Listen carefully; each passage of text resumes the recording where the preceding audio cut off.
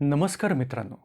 मुख्यमंत्री माझी लाडकी बहीण योजनेमध्ये ज्या महिलांचे अर्ज रिजेक्ट झालेले आहेत किंवा डिसअप्रूव्ह झालेले आहेत, हा व्हिडिओ त्या महिलांसाठी. ज्या महिलांचे अर्ज बाद झालेले आहेत, रिजेक्ट झालेले आहेत किंवा डिसअप्रूव्ह झालेले आहेत, त्यांची काही प्रमुख कारणं या प्रकारे आहेत. महत्त्वाचं आणि मुख्य कारण असं जाणवलं की याच्यामध्ये असणारी वयाची अट.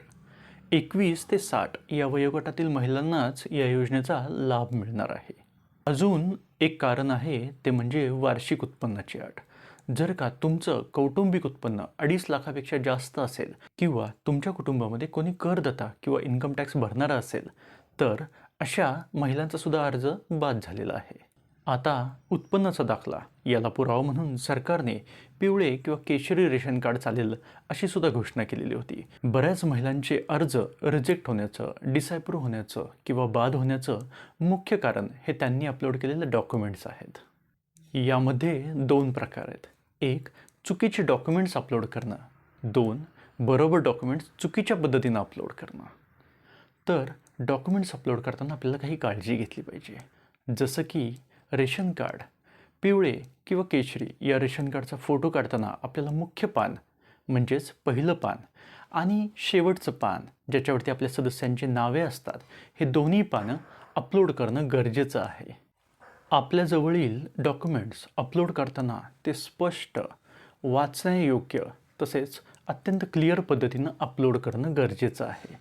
यासाठी आपण वेगवेगळ्या ॲपचा वापर करू शकता. ज्या महिलांचे अर्ज रिजेक्ट झालेले आहेत त्यांनी नाउमेद न होता पुन्हा एकदा रिसबमिट करू शकता. पण यावेळेला रिसबमिट करताना आपण रिजेक्ट झाल्याची दिली गेलेली कारणं व्यवस्थित विचारात घेऊन अर्ज पुन्हा भरावा. महिलांनो, अर्ज बाद होण्याचं किंवा डिसअप्रूव्ह होण्याची मुख्य 2 कारणे आहेत.